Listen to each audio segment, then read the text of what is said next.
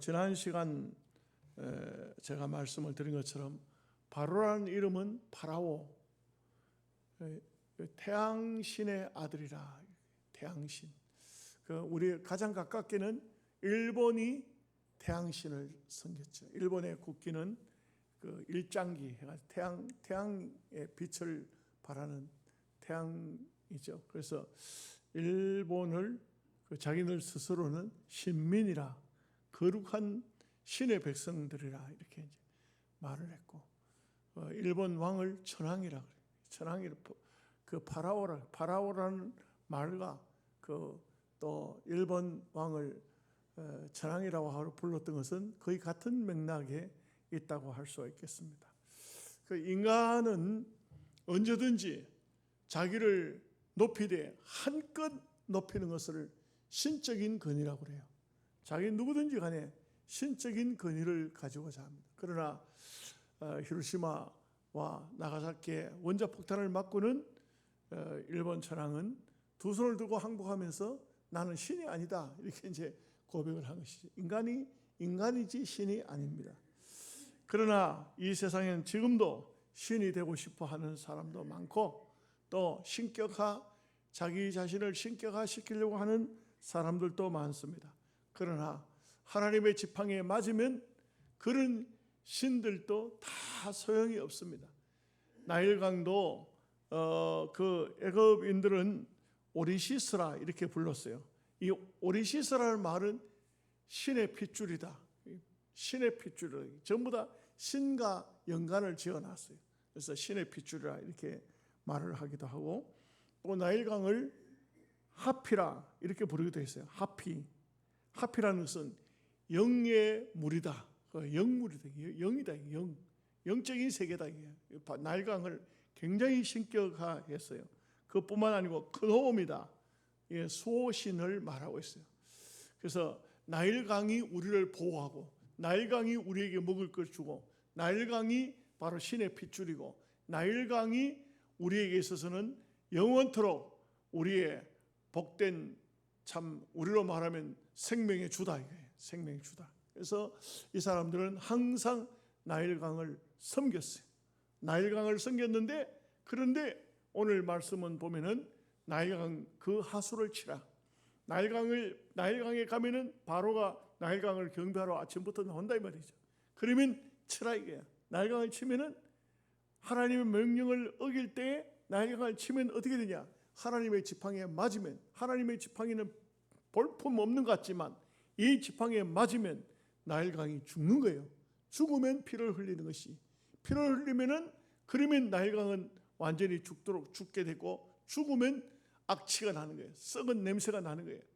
인간이든 이 세상의 동물이든 이 세상의 모든 식물이든 생물은 죽으면 냄새가 나도록 되어 있어요. 썩은 냄새가, 악취가 나도록 되어져 있는 것입니다. 그래서 오늘 말씀을 보면은 생명과 번영이 어디에 있는가?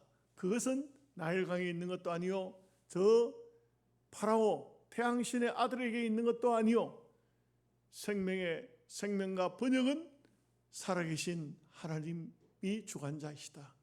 하나님이 바로 주인이시다. 우리가 신앙생활에 있어서 정말 믿음의 삶을 살면서 이 원리를 정확히 깨닫고, 우리가 모든 생명에 연관될 때는 하나님께 불러야 되지. 하나님의 이름을 불러야 되지. 하나님 앞에 기도해야지.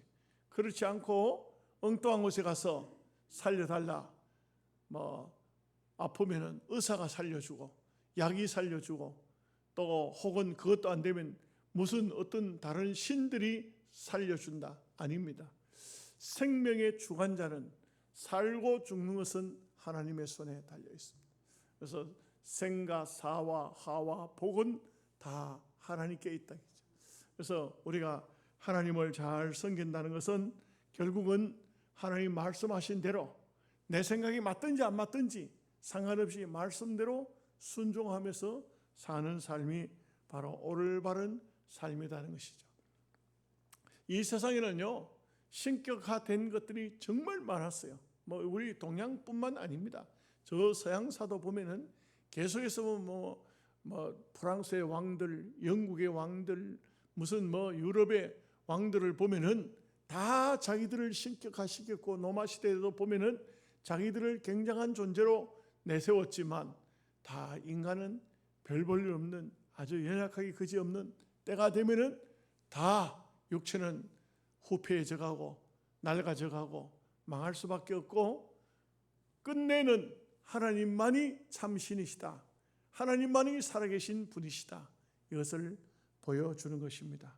그렇기 때문에 우리가 이 땅에 사는 삶 속에 언제든지 교만하지 말고 겸손히 하나님 말씀을 청종하고, 하나님이 나에게 어떤 지시를 주실 것인가, 어떤 말씀을 주실 것인가, 그 말씀을 순종해서 사는 삶이 복된 삶인 것입니다. 자, 오늘 이제 말씀을 한번 보시도록 하겠습니다. 14절 말씀 같이 보겠습니다. 여호와께서 모세에게 이르시되 바로의 마음이 완강하여 백성 보내기를 거절하는도다. 바로의 마음은 하나님이 붙잡아 주시지 않습니다. 여러분, 사람의 마음은 원래가 이렇게 완강합니다. 원래 그 본성 자체가 악합니다. 절대 선하지 않습니다. 성선설은 잘못된 거예요. 그 성경을 몰라서 그렇습니다. 인간은 다 악한 거예요. 인간이 얼마나 악하냐, 정말 이 세상에 어떤 것보다도 참 동물이 악하다, 무슨 어떤 짐승이 악하다 하지만 사람보다 악한 게 없어요. 그 예레미야가 미리 알았어요. 만물보다 심히 부패되고 연약한 것은 인간의 마음이라. 사람의 마음이 바로 약하고 악하고 더럽고 좋아하면은 바로 그게 본질이에요. 그게 본질입니다. 마음이 그렇다는 것은 행동으로 그렇게 나오도록 되어 있어요. 그래서 우리가 믿음의 생활을 잘 살게 되면은 어떻습니까? 우리가 언제든지 하나님을 바라보고 내 마음속에 어떤 잘못된 생각이나 내 마음에 어떤 악한 마음이 들었다가도 이렇게 하면 안 되지. 내가 하나님의 사람인데 어떻게 이런 마음을 품을 수 있는가? 이렇게 행동할 수 있는가? 이렇게 할 수 없다.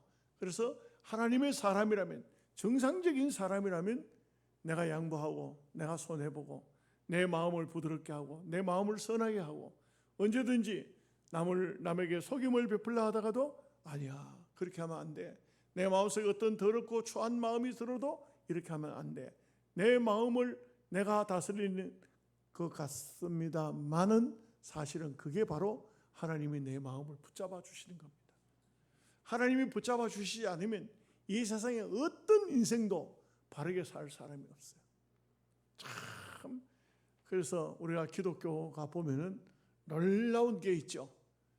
깡패, 도적놈, 별별 악한 사람들, 예수를 믿고는 마음이 고쳐먹어요. 자기 스스로 고친 줄 알지만 아니에요. 하나님이 그의 마음을 붙들어 주시는 거예요. 하나님이 함께 해주시고 붙잡아 주시면, 그러면요 그 악한 마음들이 다 변해서 새 사람이 되는 거예요. 그래서 기독교 역사에는 보면 수많은 사람들이 참 인간적으로 볼 때 저런 사람도 변화될까? 변화돼요. 그 왜 변화되느냐? 하나님이 그 마음을 고쳐주시니까 그러한 것입니다. 이렇게 마음을 고쳐주시지 않으면, 그러면 사람은 얼마든지 악한 사람이 될 수도 있는 것입니다. 2절, 15절, 16절 말씀을 같이 보겠습니다. 아침에 너는 바로에게로 가라. 보라, 그가 물리는 곳으로 나오리니 너는 나일 강가에 서서 그를 맞으며 그 뱀 되었던 지팡이를 손에 잡고 그에게 이르기를, 히브리 사람의 하나님 여호와께서 나를 왕에게 보내어 이르시되 내 백성을 보내라. 그러면 그들이 광야에서 나를 섬길 것이라 하였으나 이제까지 내가 듣지 아니하도다. 바로가 붙잡고 있는 것은 바로의 백성이 아니에요. 하나님의 백성이에요. 여러분, 우리는 바로의 백성이 아닙니다. 우리는 하나님의 백성입니다. 그렇기 때문에 우리는 바로의 말을 들을 필요가 없어요. 하나님 말씀을 들으면 돼요. 참 보면은 이 바로는 오늘날 또 이 세상에 얼마나 많이 존재합니까? 지금도 보니까 세계로 교회 손현보 목사님이 아주 미운 털이 박혔어요. 현 정부에. 그래서 구속이 됐어요. 이것은 참 현직 목사가 구속이 된다는 것이 이게 참 말이 안 되는 거죠. 그 이유는 뭐냐? 도주할 우려가 있다. 아니 무슨 말이 되는 소리를 합니까? 몇만 명 교회 담임 목사님이 어디로 도주를 한단 말이에요? 어디로 교인들을 버리고 그래 도주한단 말이에요? 말이 안 되죠. 바로가 그렇게 하고 있는 거예요. 바로가 너는 내 백성이다 이거야. 그런데 하나님은 바로야 네 백성이 아니고 내 백성이다. 이걸 지금 모르고 있는 거예요. 그러면 하나님의 백성을 함부로 그렇게 하면은 구금하고 함부로 하면은 어떻게 될까? 하나님이 결국은 바로에게 내렸던 징계를 내릴 수밖에 없는 것입니다. 우리가 알아야 되는 것은 분명한 사실이 우리는 세상의 어떤 임금에게 속한 사람이 아니에요. 이 대한민국에 살지만 대한민국 대통령의 사람이 아니에요. 우리는 하나님의 사람들, 하나님의 백성이에요. 하나님께서는 내가 너를 지명해서 불렀나니 너는 내 것이다. 너는 내 것이다. 하나님의 것이에요. 그렇기 때문에 우리가 비록 애굽 같은 이 세상에 살지만 우리는 바로의 백성이 아니에요. 항상 우리가 생각해야 됩니다. 나는 바로의 백성이 아니다. 하나님의 백성이다.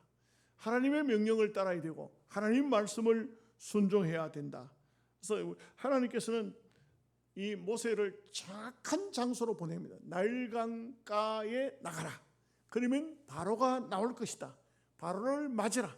이렇게 이제 정확하게 알려주시는 겁니다. 사명을 정확하게 희미하게 하지 않았어요. 정확하게 모세에게 말씀을 했습니다. 그리고 분명한 것은 뱀 되었던 그 지팡이를 잡고 가라. 여러분 참 그 출애굽기 초반부에는 모세의 지팡이가 굉장해요. 굉장합니다. 또 저는 볼 때 모세의 지팡이, 아론의 지팡이가 거의 같이 쓰이는 것 같아요.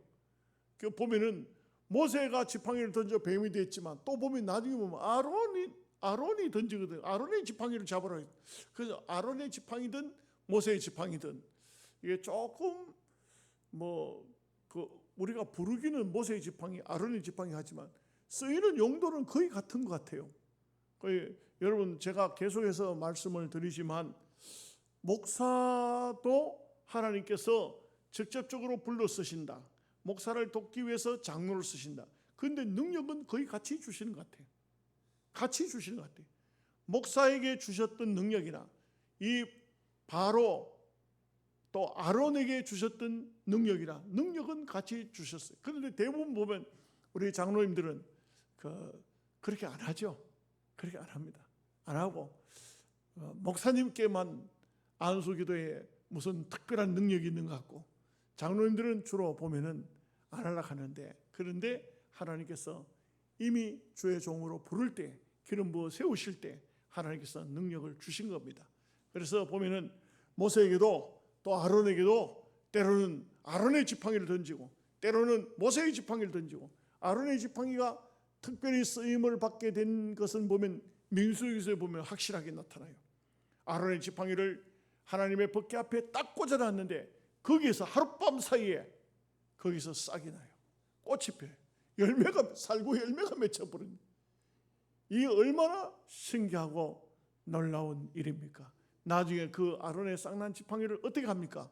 법궤 속에다 집어넣습니다. 이거는 하나의 상징이에요. 이거는 뭘 말합니까? 무생물을 생물로 만들 수 있는 전능하신 하나님의 역사를 증거로 나타낸 지팡이가 바로 아론의 쌍난 지팡이예요. 아론의 쌍난 지팡이, 만나, 두 돌비 이것이 나중에 보면 법궤 속에 들어가서 상징적인 그런 하나님의 역사를 드러낸 그런 참 귀한 도구가 되잖아요.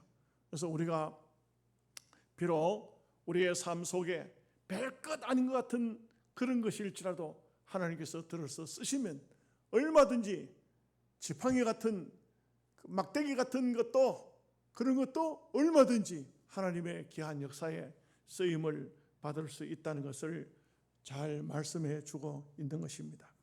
17절 18절 말씀을 같이 보겠습니다. 여호와가 이같이 이르노니 내가 이로 말미암아 나를 여호와인 줄을 알리라. 볼지어다 내가 내 손에 지팡이로 나일강을 치면 그것이 피로 변하고 나일강의 고기가 죽고 그 물에서는 악취가 나리니 애굽 사람들이 그 강물 마시기를 싫어하리라 하라. 이 애굽의 나일강은 이스라엘 애굽 사람들에게 있어서 절대적인 신의 핏줄로 생각하는 생명줄로 생각했는데, 그 생명줄이지만 핏줄이지만 그러나 그 자기들이 생각할 때는 생명줄, 핏줄로 생각했지만 이거는 나일강에 그 지팡이로 치는 순간 그 강은 죽은 피가 흐르는, 이 생명의 피가 아닌 죽은 피가 되어서 흐르고 거기 있는 생물들이 다 죽어서 악취가 나고 냄새가 난다는 것은, 이것은 얼마나 하나님의 권능이 강하고 하나님의 역사가 정말 살아있는 역사다 하는 것을 알 수가 있습니다. 제가 오늘 요양원에 설교를 그 어르신들에게 하면서 설교 준비를 하다가 인터넷에서 어떤 목사님의 설교를 통해서 이런 얘기를 읽어봤어요. 어린 아기가 이제 첫 돌 지낸 아이가 몸이 몹시 아픈 겁니다. 근데 그 집안은 굉장히 가난한 집안이에요. 근데 병원을 갔어요. 병원에 갔더니 미국에는 우리처럼 의료보험 제도가 그렇게 잘 돼 있는 게 아니에요. 많은 돈이 필요해요. 근데 의사가 딱 진찰을 하더니만 아무래도 이 어린 아기가 뇌에 종양이 지금 생긴 것 같다.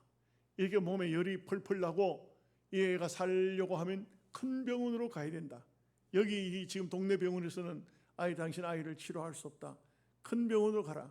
근데 그 엄마 아버지는 큰 병원에 가려고 하니까 병원에 가봤자 쫓겨나는 거예요. 돈이 없으니까 쫓겨나는 겁니다. 쫓겨나는 거예요. 그냥 끝나는 거예요. 그러니 차라리 이 아이를 안고 엄마 아빠는 무릎을 꿇고 하나님 앞에 기도하는 겁니다. 하나님, 우리 아들 살려주세요. 기도하는 겁니다. 근데 이제 7살 먹은 딸아이가, 누나가 하나 있었어요.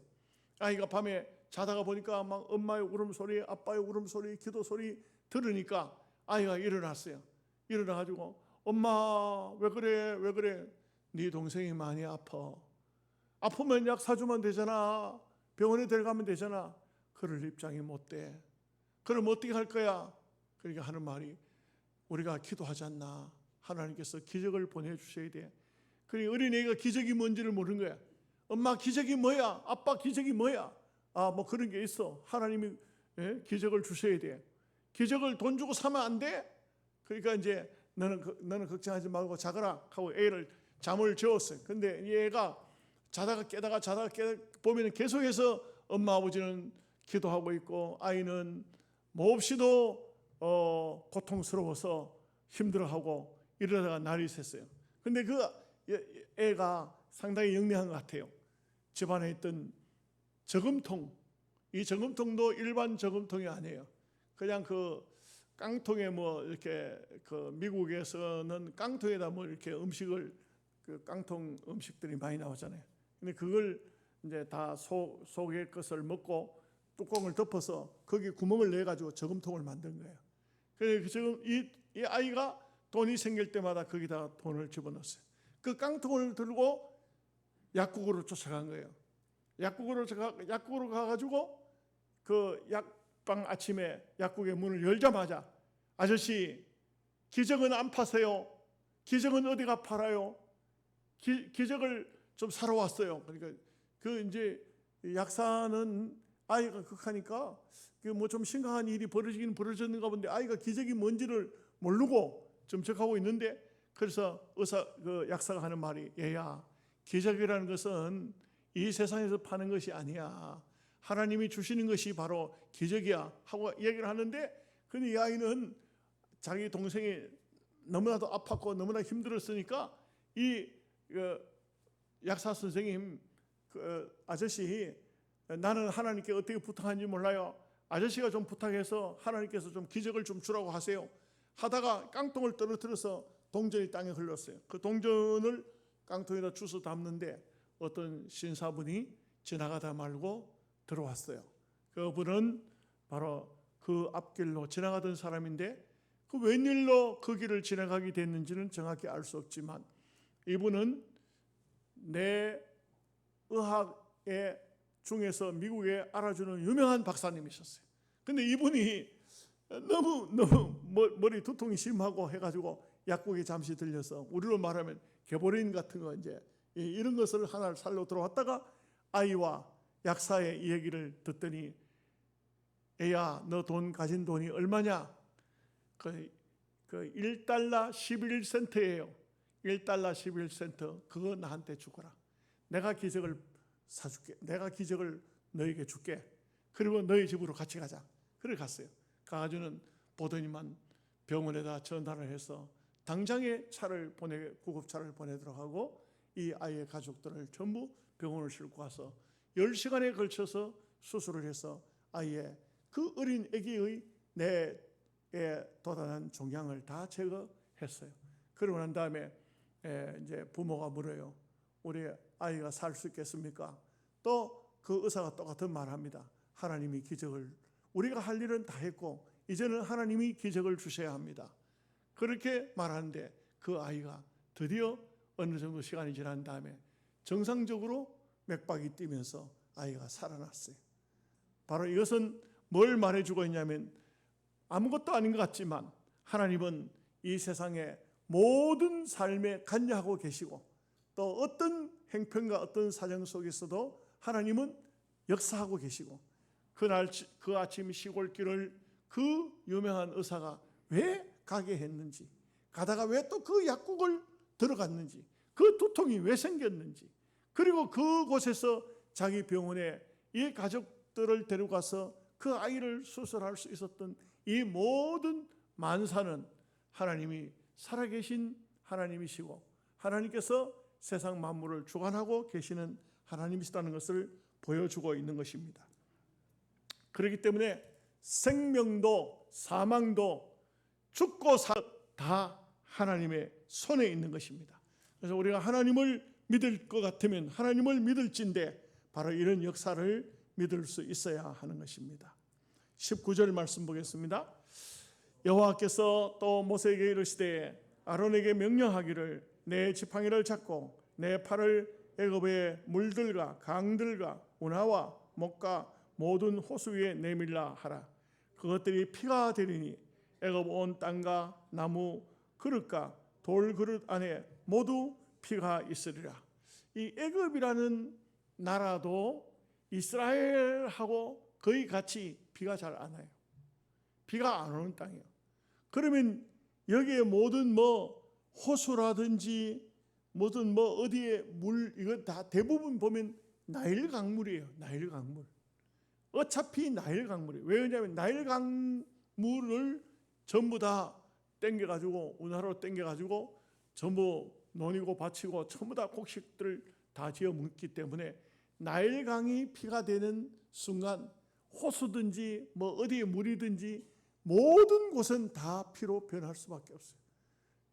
나일 강과 별개인 것이 잘 없어요. 그렇기 때문에 자기네들은 나일강을 최고로 쳤지만 그러나 아무리 귀한 것일지라도 하나님께서 보호해 주셔야 되지. 하나님께서 붙들어 주셔야 되지. 하나님께서 은혜를 주셔야 되지. 하나님이 친다.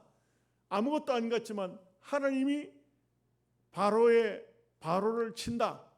그 모세의 지팡이가 한 번 임하는 그 호수나 물이 고여있는 장소나 모든 나무나 식물이나 거기는 다 죽음이 임할 수밖에 없다는 것이죠. 이것은 얼마나 놀라운 일이며 하나님이 지금도 옛날도 앞으로도 하나님이 이 세상의 모든 생사를 주관하시는 분이라는 생명의 주인이라는 것을 보여주는 말씀이 아닐 수가 없습니다. 20절 21절 말씀을 같이 보겠습니다. 모세와 아론이 여호와께서 명령하신 대로 행하여 바로와 그의 신하의 목전에서 지팡이를 들어 나일강을 치니 그 물이 다 피로 변하고 나일강의 고기가 죽고 그 물에서는 악취가 나니 애굽 사람들이 나일 강물을 마시지 못하며 애굽 온 땅에는 피가 있으나, 하나님을 거스리고 하나님의 명령을 어기고 하나님 말씀을 순종치 않고 그러면 결국은 죽음이 오는 것입니다. 그래서 우리가 이 땅에 사는 동안 무엇이 성공적인 삶인가? 그것은 말씀대로 사는 삶이 성공적인 삶이다. 말씀을 떠나서 뭐 부자가 되고 권력을 차지하고 다 소용이 없는 거예요. 아무것도 아닙니다. 어느 날 어느 순간인가 우리는 세상을 떠날 것인데 과연 말씀대로 순종하면서 살다가 떠날 것인가? 아니면 전부 내 뜻대로 말씀을 떠나서 내 욕심대로 살다가 갈 것인가? 이것은 오늘 우리 각자가 선택할 일이지만 성령의 감동으로 우리는 하나님의 말씀에 순종해서 사는 삶을 살아야 합니다. 그 말씀을 떠나는 삶은 바로 냄새가 나고 악취가 나고 그렇습니다. 여러분, 예수 잘 믿는 성도들을 보면요, 기도의 향기가 나요. 영적인 향기가 있어요. 그 신앙생활 자체가 향기롭습니다. 그래서 예수 잘 믿는 성도들은 가까이 가보면은 뭔가 영적인 신령한 은혜가 있고 신령한 뭔가가 있습니다. 그렇지만 하나님을 떠나게 되면 멀리 떠날수록 냄새가 나고 악취가 나고 세상 냄새가 나고 더럽고 추한 삶을 살 수밖에 없습니다. 먹는 것도 깨끗이 못하고 말도 깨끗이 못하고 생활도 깨끗이 못하다는 것은 하나님 곁을 떠날수록 그러하다. 하나님의 곁을 가까이 갈수록 기도의 향기가 나고 가까이 갈수록 성령의 역사가 있고 하나님을 가까이 갈수록 영적으로 깨끗하고 악한 마귀에 더럽고 추한 것들은 틈을 탈 수가 없어요. 그래서 항상 우리는 경건한 삶, 경건한 마음, 그 먹는 것도 마시는 것도 우리의 사는 것도 언제든지 경건을 중심으로 살아야 하는 것입니다. 자, 22절 말씀을 같이 보겠습니다. 애굽 요술사들도 자기들의 요술로 그와 같이 행함으로 바로의 마음이 완악하여 그들의 말을 듣지 아니하니 여호와의 말씀과 같더라. 그래서 항상 보면은 이렇게 악인들이 있어요. 이 세상에도, 오늘 우리가 사는 세상에도 보면은 하나님의 어떤 역사를 방해하는 그런 방해꾼들이 있는 것입니다. 그래서 보면 종교도 보면 희한하게도 기독교와 유사한 종교들이 참 많죠. 닮은 종교들. 여러분, 이단이 뭔지 아세요? 이단은 다를 리자 끝단자, 끝이 다르다. 물론 천당과 지옥으로 다르기도 합니다만 이 세상에서도 보면은 이단들을 보면요 비슷하게 해요. 거의 비슷하게 해요. 그런데 다르다 이게요. 분명히 달라요. 근데 우리는 그걸 잘 모르죠. 여러분, 우리가 어떤 한국적으로 정통적인 그런 음식을 먹을 때도 그 기본 음식이 있어요. 한국 전통 음식의 기본이 있어요. 그런데 비슷하게 한다고 해서 전통 음식이 되는 건 아니에요. 보면은요, 제가 한 번은 우리 강원도가 고향인 친구를 따라서 강원도를 가본데 저 안흥이라는 곳을 가봤어요. 그랬더니 안흥 찐빵집이 얼마나 많은지 몰라. 그런데 그 안흥 뭐 찐빵집이야 뭐 많이 있을 수 있죠. 그런데 다들 붙여놓은 간판 중에 뭐가 있냐면 원조라는 거예요. 원조. 그래서 깜짝 놀랐어. 원조가 이렇게 많을 수가 없잖아요. 그럴 수가 없잖아요. 그래서 친구 보고 물어봤더니 어느 집을 가르쳐요. 이 집이 원조라게. 이 집이 원조. 자기가 알기로 옛날 어릴 때 이 집밖에 없었다 해요. 그런데 다른 집에 다 원조라고 써붙여놨어. 근데 거기 원조는 딱 하나밖에 없어요. 그런데도 불구하고 대부분의 사람들이 우리가 원조야 하지만 원조가 아니에요. 예. 여러분요, 백암 온천에도 가보면요 원탕이라는 게 있어요. 원탕이 가짜예요. 여러분 아셔야 돼요. 원탕이 진짜가 아니에요. 원탕이 아닌 또 다른 탕이 있어요. 그런데 거기도 가보면 원탕이라고 써놨어. 그런데 거기가 이제 그 울진 사는 분들이 그런 얘기예요. 여기가 원래 원탕이라고. 여기가 온천 개발된 곳이라고. 그런데 다른 데도 다 원탕이라고 해놨어. 원탕이라고 하는 거예요. 진짜와 가짜가 있는 것이죠. 이게 하나님의 귀한 역사가 있는데 그 역사에 물타게 하는 이런 또 요술사들, 요술을 한다, 마술을 한다, 다 거기가 속임수예요, 속임수. 요즘에는 뭐 또 AI까지 뭐 별별 걸 다 우리 같은 사람은 잘 속아요. 누가 어떤 사람이 사진을 하나 보내서 고구마가 얼마나 큰지 사람만 한 고구마가 있어. 그래가지고 야, 뭐 그런데 거기에 써붙여놨어. 강원도 원주에서 농사 지었는데 올해 나온 고구마라고 이렇게 써붙여놨어. 그래가지고 난 그러니까 그냥 믿었어요. 그걸 믿고 그걸 제가 나도 고구마 올해 좀 했거든. 그래가지고 우리 딸한테 그 사진을 보냈더니 아빠 AI예요. 아이 세상에. 이 도대체 이 앞으로 이 앞으로요 보통 문제가 아니에요. 제가 어떤 분 강의하는 걸 가만히 들어봤더니 터미네이터 있잖아요. 터미네이터. 장차 터미네이터 이게 AI가 들어가면 로봇가 사람처럼 판단까지 한다 이게 판단까지. 이 로봇가 전쟁하러 나간다 이게. 그 전쟁의 적들을 이 터미네이터가 보면은 저도 좀 조금 영화를 다 본 건 아니지만 조금 보다가 뭐 별 재미가 없어요. 그런 거는. 그 막 사람을 죽이고 하는데 그런데 장차 전쟁에는 이 로봇 속에 AI가 들어가 가지고 AI가 결국은 사람을 죽이기도 하고 살리기도 하는 이 AI가 사람을 판단하는 그런 세상이 와버린다. 이것은 공상, 과학, 만화 같은 데만 나오던 것들이 이제는 현실 속으로 들어와 버렸다.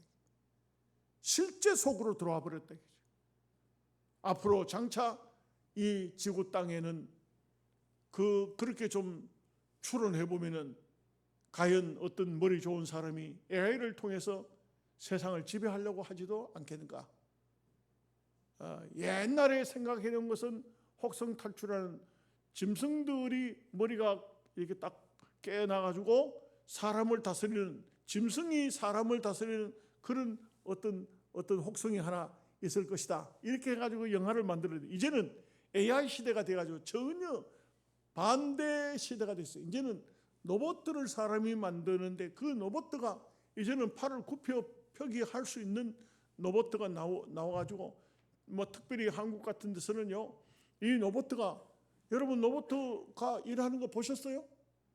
로봇가 손님 들어오면 어서 오세요. 가방은 제게 주세요. 이 로봇가 다 말해. 그 가방 던져주면 예를 들어 호텔 같은 데는 매도실에 있습니까? 그 매도실 말하면 지가 로봇가 쭉 가가지고 그 방 앞에 가 기다리고 있는 거예요. 문 열어주면 방에 짐 내놔주고 이런 뭐 로봇가 뭐 그런 것뿐입니까? 식당에서 뭐 보이도 이제는 로봇가 하는 거예요. 이제 사람이 안 해요. 이제 고급 식당에 가면 로봇가 다 해요. 짐 다 달라줘. 여러분 뭐 영양에 사시면서 그런 경험을 잘 못하신 분들은 지금 무슨 얘기를 하는가 싶지만 도시 가보면 실제로 그래요. 지금 대한민국이 실제로 그렇다고. 앞으로 어떤 세상이 어떤 세상이 올란지는 알 수가 없어요. 그러나 분명한 것은 사람만이 하나님의 창조물입니다. 사람만이 하나님의 창조물이고 사람만이 만물의 영장입니다. 사람이 중심이에요. 나머지는 가짜입니다. 아닙니다. 사람을 위해서 모든 생물도 이 식물도 모든 것이 사람을 하나님 잡수려고 이 식물을 나게 한 게 과일 나게 한 게 아니에요. 아담을 위해서 모든 에덴 동산에 모든 씨 맺는 채소, 가실 이런 것들이 다 나게 했던 것처럼 사람을 중심으로 해서 했는데 그 사람이 중심이 안 되면 그건 이단인 거예요. 또 우리가 하나님을 섬기는 이것만이 정통인데 비슷하게 한다고 해서 아닌 거예요. 하나님께서 모세를 통해서 바로 나일강을 피로 만들었는데 이 요술사들이 그 물을 가지고 피를 만든 게 다 가짜예요. 가짜. 이게 바로 이단인 것이 이단이 뭔지를 알아야 돼요. 이것은 바로 하나님의 역사를 거스리는 하나님께서 하시는 모든 일들을 희석시키는 이것이 다 이단들이라는 것을 우리는 기억해야 됩니다. 자, 23절에서 25절 말씀 보겠습니다. 바로가 돌이켜 궁으로 들어가고 이 일에 관심을 가지지도 아니하였고 애굽 사람들은 나일 강물을 마실 수 없으므로 나일 강가를 두루 파서 마실 물을 구하였더라. 여호와께서 나일 강을 치신 후 이래가 지나니라. 그러니까 결국은 항상 보면은 진짜 옆에 가짜가 있기 때문에 이 가짜 때문에 많은 사람을 현혹시키는 거예요. 오늘날 또 정말 기독교 종교는 기독교 하나밖에 없습니다. 무슨 소리를 해도 여호와 하나님 살아계신 신은 여호와 하나님 한 분밖에 없습니다. 참 신이신 하나님이신데 그런데 막 이상한 것들을 보면 듣다 보면은 아무것도 아니에요. 아무것도 아니에요. 예? 불교 거기 뭐가 있습니까? 불교 속에 마호멧은 그냥 사람이 만든 하나의 종교예요. 예? 유교 그게 뭐예요? 뭡니까? 조상이 죽으면 신이 된다. 이거는 참 전부 사람의 상상 속에서 나온 거예요. 그러나 기독교만이 살아계신 하나님이 계시고 그 하나님이 만물 창조하시고 인간이 타락됐을 때 건져주시고 우리를 영원한 세계로 인도하시는 분이 바로 여호와 하나님, 전능하신 하나님 한 분밖에 없는 거예요. 우리가 참 진리를 바르게 알고 바르게 깨닫는 것이 매우 중요합니다. 기도하겠습니다. 하나님 아버지 감사합니다.